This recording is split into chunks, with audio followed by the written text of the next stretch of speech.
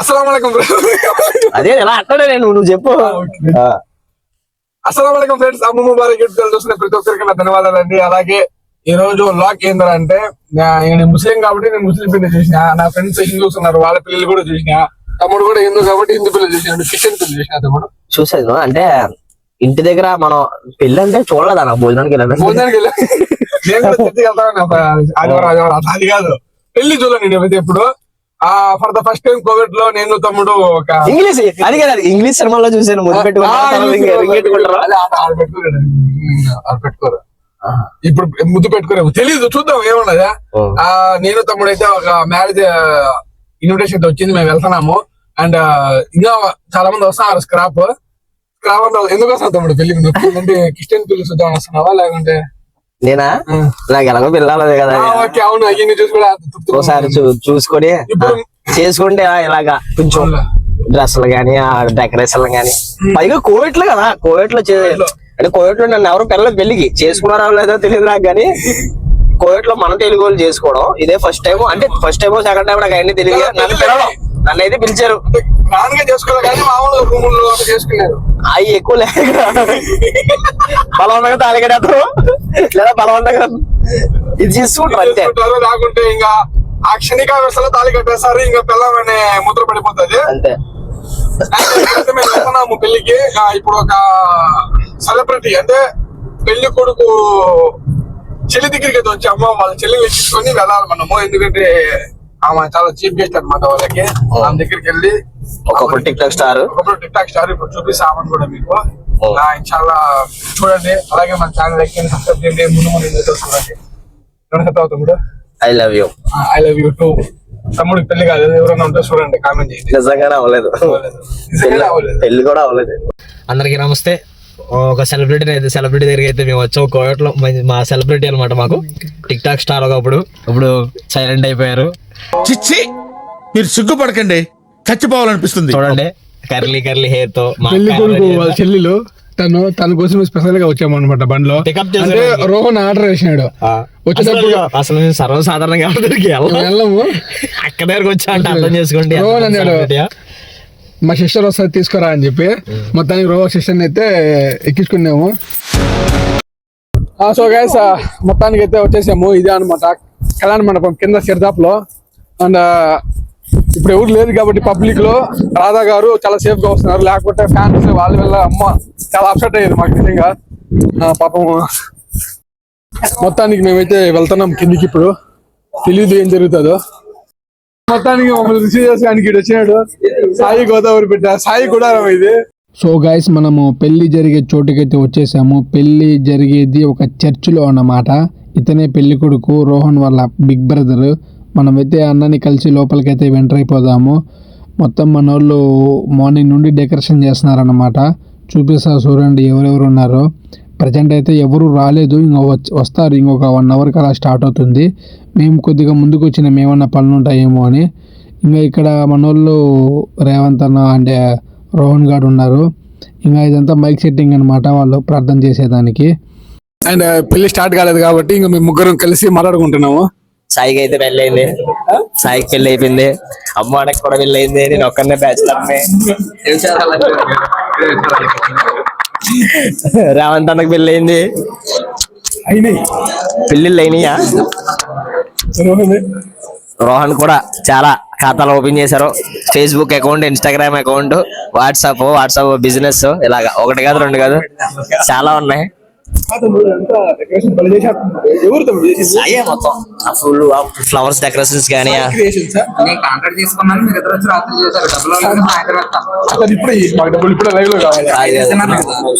సరే నువ్వే కాంట్రాక్ట్ అన్నా కదా. ఈ బుడగ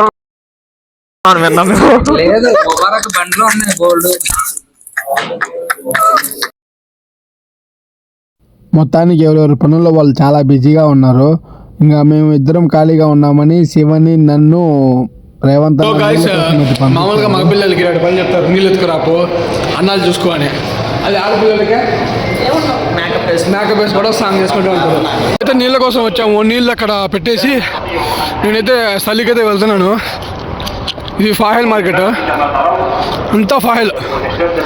అంటే ఇక్కడ కూడా మన ఇండియన్స్ ఎక్కువ ఉంటారు, తెలుగు వాళ్ళు కావచ్చు, కేరళ వాళ్ళు కావచ్చు, ఇండియన్స్ ఎక్కువ ఉంటారు ఇక్కడ. మామూలు టైంలో అయితే ఇక్కడ ఫుల్గా ఉంటుంది అనమాట రష్. కానీ ఇప్పుడు ఫ్రైడే కాబట్టి కూల్గా ఉంది. మేబీ ఇంకొక 1 or 2 hours ఫుల్ అయిపోతుంది. చూడండి మసీదులు ఫుల్ అయిపోతాయి ఫ్రైడే అయితే.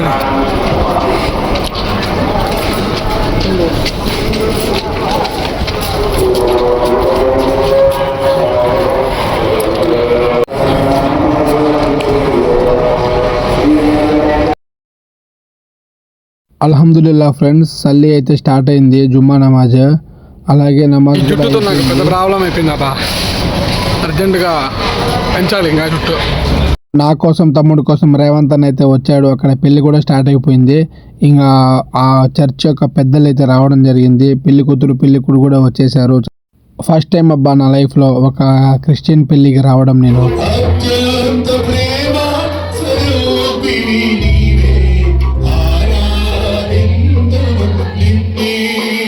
ఇంకా పాస్టర్ గారు వచ్చి ప్రార్థనలు స్టార్ట్ చేశారనమాట. ఇంకా ప్రతి ఒక్కరు వాళ్ళ కోసం ప్రార్థనలు చేస్తున్నారు.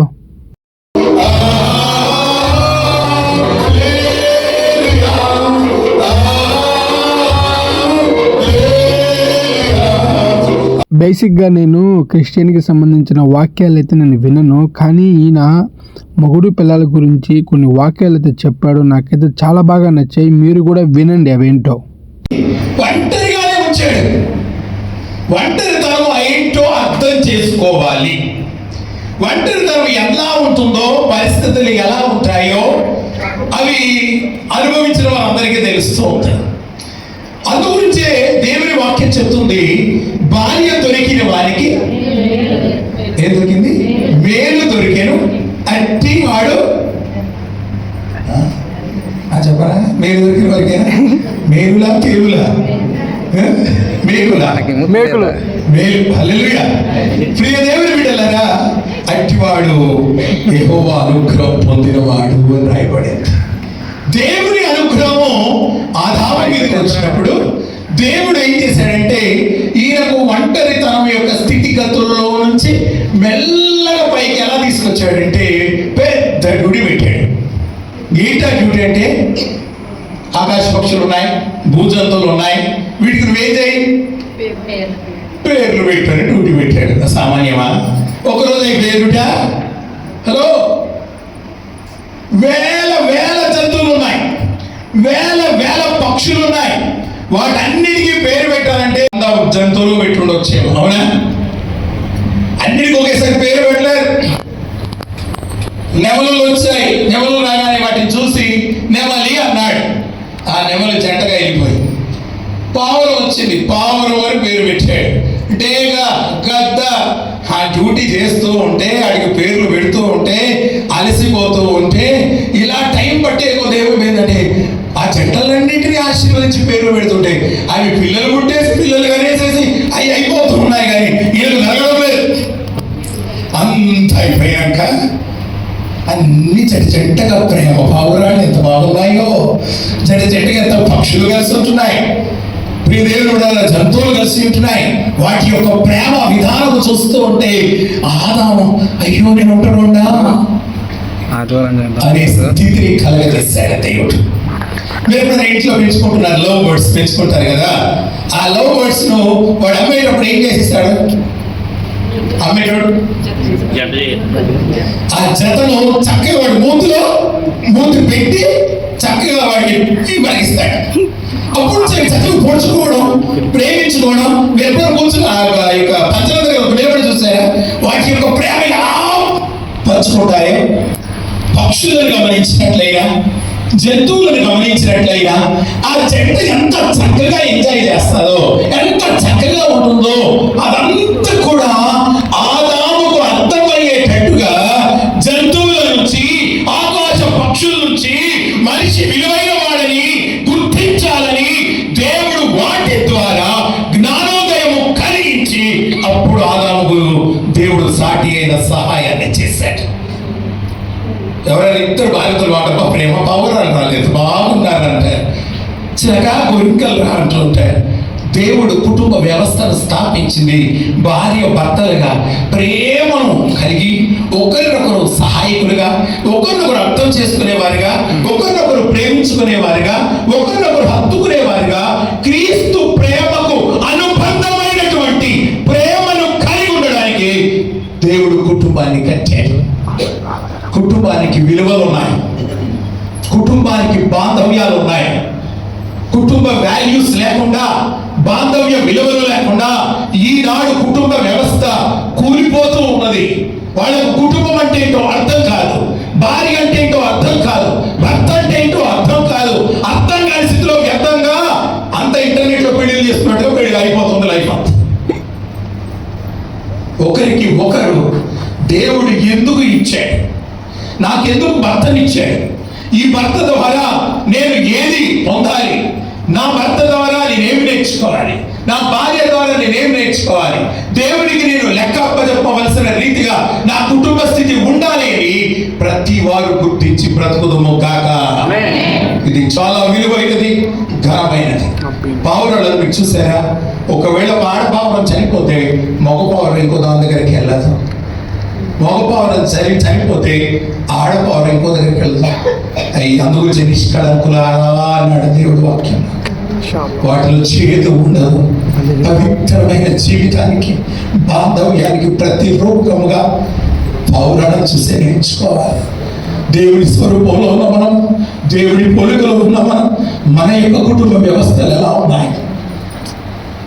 దేవుడు కూడా కువైట్ దేశంలో అనేక దిల్వార్ ప్రాంతాల్లో వెళుతూ సేవ చేస్తాను. అనేక సంఘాలు కట్ట దేవుడు మహాకృపించాడు. అవతాల్లో కుర్రోడు ఉన్నాడు, భార్య చనిపోయింది, కొడుకు ఇప్పుడు ఎంతో తరగతికి వచ్చాడు.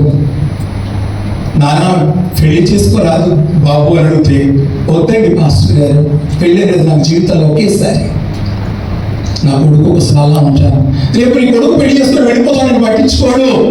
ఒక పెద్ద ఆయనగా ఎన్నో కుటుంబాలు, ఎన్నో వేల పెళ్లిళ్ళు చేసిన నేను అనుభవంతో చెప్తూ ఉంటే, నాన్నగారు మీరు అలా అనకండి, ఒకవేళ నా కొడుకు కూడా చూడకపోయినా మీలాంటి ఒక దైవ సేవకుడు ఒక మందిరం ఊడ్చుకుంటే నాకు ఒక ముద్ద పెట్టడం అన్నాం, అలానే నా జీవితం గడుపుతాను, కానీ నాకు ఒక మరో స్త్రీ వద్దు పాస్టర్ గారు అని చెప్పాడు.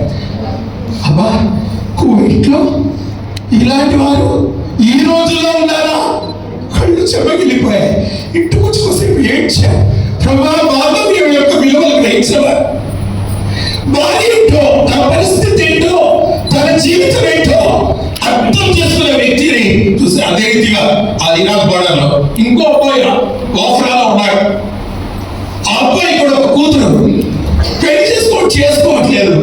ఏంటి ఆయన కూడా ఇది జవాబు ఇచ్చాడు, నేను పెళ్లి చేసుకున్నాను, చాలు, ఇష్టపడి పెళ్లి చేసుకున్నాను, దేవుడు నా ఇచ్చిన భార్య దూరం చేశాడు, నా జీవితం దేవుని కొరకే. ప్రియ దేవుని బిడ్డలారా, కుటుంబ విలువలేంటో అర్థంగా ఉండే కోవిడ్ దేశం వచ్చి కొంతమంది వారి జీవితాల యొక్క విలువలు పాడు చేసుకొని పాపాన్ని, శాపాన్ని కట్టుకొని వారి పిల్లలు ఒడిలో పోస్తున్నాయి. ప్రియ దేవుని బిడ్డలారా, కుటుంబం చాలా విలువైనది, ఘనమైనది. కనుక ఆదాముకు అంత అర్థమైనాక అప్పుడే దేవుడు ఏం చేశాడంటే, ఈసారి ఎవరో నాకు తెలియదు కానీ భార్యాభర్తల బంధం గురించి చాలా గొప్పగా చెప్పారు. నిజానికి ఈయన చెప్పిన మాటలు నాకైతే మాషాల్లా చాలా ఇన్స్పైరింగ్ అనిపించాయి. మన మతం ఏదైనా, కులం ఏదైనా, జాతి ఏదైనా, భార్యాభర్తల బంధం అనేది శాశ్వతం అనేది నిరూపించినాడు. మొత్తానికి గెస్ట్లు వచ్చి వాళ్ళ బహుమతులు మరియు ఆశీర్వాదాలు ఇవ్వడం అయితే జరిగింది. ఇంకా ఫుడ్కి వెళ్ళిపోదాం. చూడు తమ్ముడు భోజనాలు పో వినపో కోనసీమ వాళ్ళు కానీ. ఇంకా రేవంత్ అన్న గురించి తెలిసిందే కదా, ఏ ఫంక్షన్ జరిగినా, ఏ పార్టీ జరిగినా అన్న అయితే వడ్డించడానికి రెడీగా ఉంటారు మాషాల్లా. మొత్తానికి అందరూ అయితే ఫుడ్ తినేసినారు. ఇంకా నేను, రేవంత్ అన్న, రోహన్ గడ్ బ్యాలెన్స్. ఇంకా అన్న అయితే కెమెరా సర్దుకుంటున్నాడు.